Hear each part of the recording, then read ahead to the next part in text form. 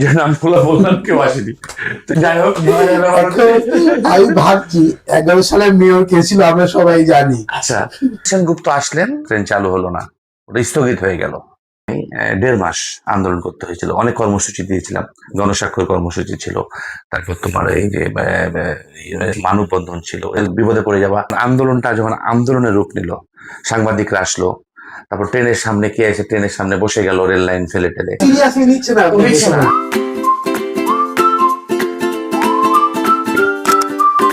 আমি ছোটবেলায় রাজ্যেতে ছিলাম কয়েক বছর, 11 সালের আগে, মানে মহানন্দা এনেছেন আপনি 11-তে।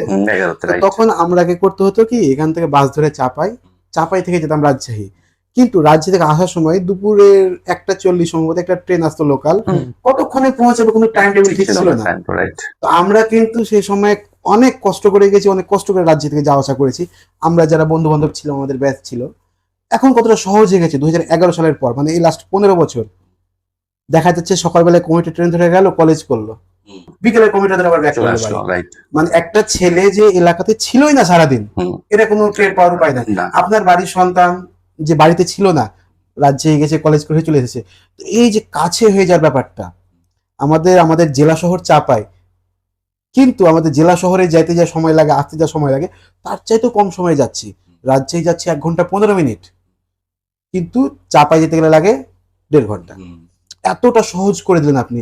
তো এই যে মহানন্দা ট্রেনের যে ব্যাপারটা, আপনার মাথায় কিভাবে আসলো যে এরকম একটা ট্রেন থাকলে এলাকাবাসীর উপকার হবে? শুধু রহনপুর না, নাচল, গোমাস্তাপুর, ভোলাহাট, এদিকে চলে যায় নওগাঁ জেলার একটা বিশাল অংশ আছে, সেটা হচ্ছে নিয়ামতপুর, পোষা, সাপাহার আর শিবগঞ্জ। আসলে বিষয়টা হয়েছে কি, মহানন্দা ট্রেনটা আমার মাথায় আসেনি, বিষয়টা এরকম ছিল না। তখন আমরা শুনলাম যে মহানন্দা ট্রেন রহনপুরে দেয়া হবে। সুরঞ্জিত সেনগুপ্ত তৎকালীন রেলমন্ত্রী, সুরঞ্জিত সেনগুপ্ত আসছে চাঁপাইনবাবগঞ্জ, আগামীকালকে থেকে এটা উদ্বোধন হবে, রহনপুর থেকে চালু হবে। এটুকুই আমরা সবাই শুনছিলাম, আমিও শুনছিলাম। তার আগে আমার কিছু মাথায় ছিল না। 2011 সালের ঘটনা, তুমি ঠিক বলেছ। তো সুরঞ্জিত সেনগুপ্ত আসলেন, আমরা শুনলাম যে আজকে চাঁপাইনবাবগঞ্জে জনসভা হবে এবং সেখানেই ঘোষণা হবে যে আগামীকাল থেকে রহনপুর থেকে মহানন্দাটা চালু হবে, সকালে আসবে, আমি জানি। মহানন্দা ট্রেন আসবে স্বাভাবিক, এটা কোনো ছিল না। আমি রাত্রেবেলা আমার দোকানে বসে আছি, খান মোবাইল পয়েন্টে বসে আছি। আমার বন্ধু, একটা বন্ধু এখানকারই, মুক্তানাম, ও নবাবগঞ্জ থেকে প্রোগ্রাম থেকে আসলো। আমি ওকে জিজ্ঞেস করলাম, কি খবর, ট্রেন চালু হলো কালকে থেকে? বলছে, আরে বলিস না, ট্রেন চালু হলো না, ওটা স্থগিত হয়ে গেল। আমি বলছি, কেন স্থগিত হলো? তো বলছে, নবাবগঞ্জের লোকরা আন্দোলন করছে, ওই ট্রেন আসতে দিবে না রহনপুর পর্যন্ত, এই জন্য এটা স্থগিত হয়ে গেল, মানে বন্ধ হয়ে গেল। ওই সময়টা মানে আমার কাছে মনে হলো যে, মানে আমি তখন লিখছিলাম, আমি গ্রামীণের ফর্ম ফিল আপ করছিলাম, তখন আমার কাছে মনে হলো যে আমার মানে কি যে হলো আমি বলতে পারবো না। মানে মনে হচ্ছে যে মানে মানুষকে খেতে দেয় না, যে খেতে দিলাম, আমি লোকমাটা নিলাম, আমি খেতে যাব, ওই সময় আমার কাছ থেকে থালিটা টেনে নিল। অপমান। আমি এটা মানতে পারছিলাম না কোনোভাবেই, মানে আমি স্থির হতে পারছিলাম না। তখন আমার চাচা বসেছিল পাশে, শাহিন খান। হ্যাঁ, আমি চাচাকে বলছি যে, কাকু এটা কি হলো? মুক্তাও বসলো, আমরা এটা কি হলো? তো এটা স্বাভাবিকভাবে নিচ্ছি, কিন্তু আমি কোনোভাবেই স্বাভাবিকভাবে নিতে পারছি না। আমি বললাম যে, না, এটা হতে হবে না, এটা ওর নবাবগঞ্জ জেলার আমাদের ট্রেন দিবে না, তারা আন্দোলন করে বন্ধ করে দিবে, ট্রেন দিতে চাইলো সরকার আর তারা দিবে না, এটা কেমন কথা? না, এইটা ট্রেন আমরা নিব।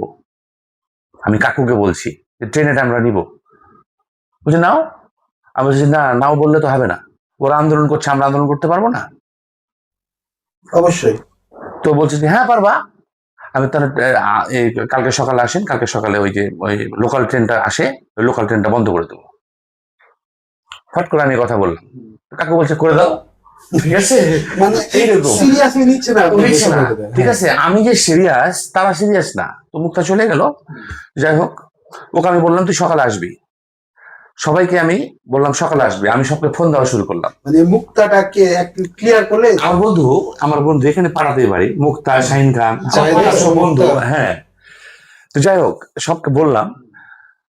তো তুমি, আমার দোকানের ছেলেগুলাও আছে, আমার দোকানের ছেলে পেলেরা আছে। স্টাফরা যারা ছিল। হ্যাঁ, তখন আরিফ ছিল, রানা ছিল, তোমাদের রহমত হ্যাঁ, পাড়ার রানা, রানা ছিল, আমার আরিফ ছিল, তারপর আমার ভাইরা লিটন ছিল। ঠিক আছে।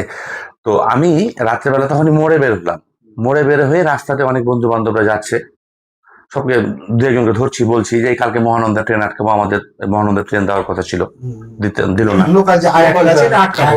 আটকাবো সকালে, আরেকটা। আর লোকালটা আটকাবো, ওটা 7:30টায় ছাড়ে। ঠিক আছে, ওটা আটকাবো।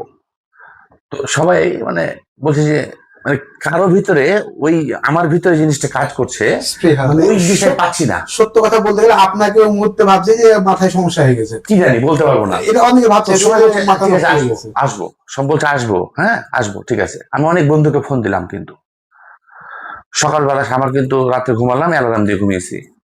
আমি কিন্তু একেবারে টাইম উঠে গেছি, ঘুম থেকে উঠে আমি একেবারে সরাসরি স্টেশন টান দিয়েছি। তো যাওয়ার সময় আমার ইকে ডাকলাম, এই ভাই আরিফ আরিফ আসলো, তারপর ওই যে আমার ভাইরা, হুম, তারপর ওই যে আমার ছোট ভাই আছে কলেজ মোড়ে আতিক, এইরকম 3-4 জন আসলো। কিছুক্ষণ পরে রানা আসলো। তো স্টেশনে গিয়ে তখন মাস্টার ছিল, স্টেশন মাস্টার শহীদুল মামা। শহীদুল মামাকে আমি যে বলছি স্ট্রেট কাট কথা, যে মামা ট্রেন দেওয়ার কথা ছিল আমাদের আজকে, ওটা কি হলো? বলছে মামা ট্রেনটা দেওয়ার কথা ছিল, তো ট্রেনটা মানে বাতিল হয়ে গেল। মানে আপাতত স্থগিত। কেন? বলছে যে নবাবগঞ্জ যারা নাকি আন্দোলন টলন করেছে, যেন মানে বলছে না ক্লিয়ার। আমি বললাম মামা ট্রেন দিতে হবে, ট্রেন এখানে দিতে হবে। তো বলছে মামা এটা কি মানে আমি কিভাবে দেবো, আমি তো এখানকার মাস্টার। আমি বলছি, না ঠিক আছে, আপনি দিতে পারবেন না, কিন্তু আপনাকে সহযোগিতা করতে হবে। সহযোগিতাটা হচ্ছে যে এই ট্রেনটা যখন আছে এটা তো ছেড়ে যাবে 7:30টায়, এই ট্রেনটা যাবে না, এই ট্রেনটা এখন এখানে বন্ধ করে দেবো, ইঞ্জিনটা আপনি বন্ধ করেন দয়া করে। বলছে মামা আপনি আবার হাত জোর করছি, মামা আপনি মামা এই কাজটা করেন না, মামা আমার চাকরি চলে যাবে। বলছি কেন আপনার চাকরি যাবে? নবগঞ্জ জেলারা যেহেতু বন্ধ করতে পারছে, তাহলে আমরা কেন এটা চালু করতে পারবো না? ওখানেও তো স্টেশন মাস্টার আছে, মামা আপনার কোনো ক্ষতি হতে দেবো না। বলছে মামা কে আগুন টাগুন লাগাই দেবো? কেউ আগুন লাগাবে না, কেউ আগুন লাগাবে না। এবং সত্যি ওই সময় মানুষজন যেভাবে একেবারে ঝাঁপিয়ে পড়লো এবং সহযোগিতা করলো মানুষের, যে হ্যাঁ ট্রেনটা লাগবে, আমাদের মানুষ, এলাকার মানুষ যে মনে করো যে একেবারে মানে আন্দোলন করতে জানে সুন্দরভাবে, ওটা একটা আন্দোলন, ওই একটা প্রমাণ ছিল। ঠিক আছে। তো ওইটা আমি শুরু করেছিলাম, মানতে পারিনি শুরু করে। তারপরে হলো কি যে ট্রেনটাকে আটকাই দিলাম, আটকাই দিয়ে আমাদের যারা জনপ্রতিনিধি ছিল সবকে ফোন দেওয়া শুরু করলাম। আমি সব আশ্চর্য, আমাদের ওয়ার্ড কমিশনার, মেয়র যারা ছিল ওই সময়কার, আশ্চর্য, বিশ্বাস করবা না, ওই যে আমি ডেকেছিলাম মোবাইল করে, কেউ আসেনি।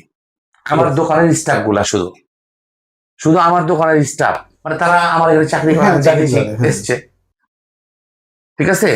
আর ওই এক ছোট ভাই বললাম কলেজ মোড়ের আতিক, আর বাকি যাদেরকে ডেকেছিলাম কেউ আসেনি, যে নামগুলো বললাম কেউ আসেনি।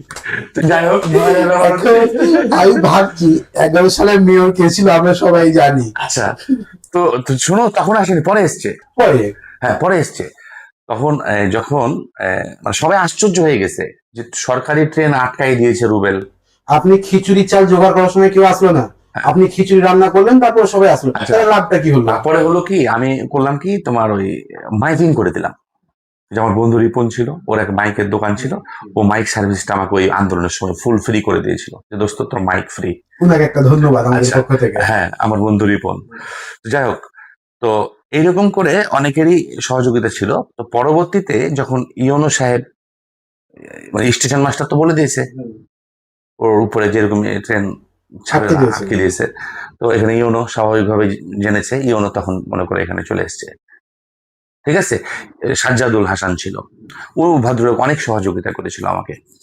তো তখন ওই সময় এই মাইকিং করে দিলাম গোটা রহনপুরে, মানুষজন তো একেবারে তোলপাড় হয়ে গেল। আর মানুষজন ওখানে স্টেশনে আসছে, তখন ওই সময় ট্রেন আটকানোর পরে স্টেশনে সকালবেলা হাঁটে না অনেকে, আমাদের এই যে তকি ভাই, তারপরে এই যে বকুল ভাই, তারপর তোমার এই সানোয়ার জামাই ওই যে মারা গেল, হ্যাঁ এই সানোয়ার জামাই, এরকম অনেক লোকজন স্টেশনে আসছিল। তো তখন মনে করো ওরা সবাই উৎসাহ দিল, হ্যাঁ যে না ঠিক আছে, আমাদের এই ট্রেনটা দরকার, এটা করতে হবে, ট্রেন ছাড়া যাবে না। হ্যাঁ, অনেকে বলছে না ছেড়ে দিতে হবে, সরকারি জিনিস, রুবেল বিপদে পড়ে যাবা, এক একজন একরকম কথা বলছে। ঠিক আছে, ভয় ভীতি কেউ দেখাচ্ছে, ভয় করছে, কেউ চলে যাচ্ছে শোনার পরে যে থাকা যাবে না।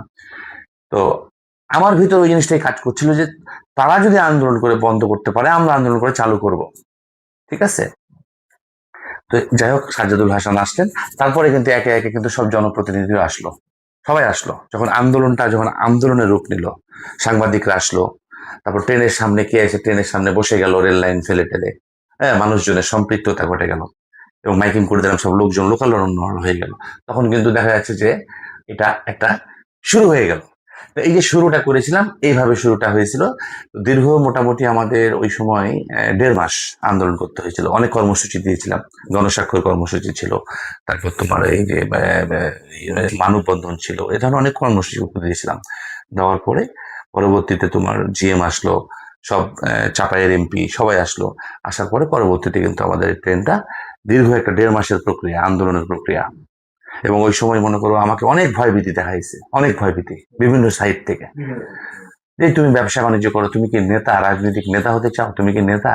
কিন্তু আমি যা করেছিলাম এটা আমার অন্তর থেকে করেছিলাম, আমার ভালোবাসার থেকে করেছিলাম।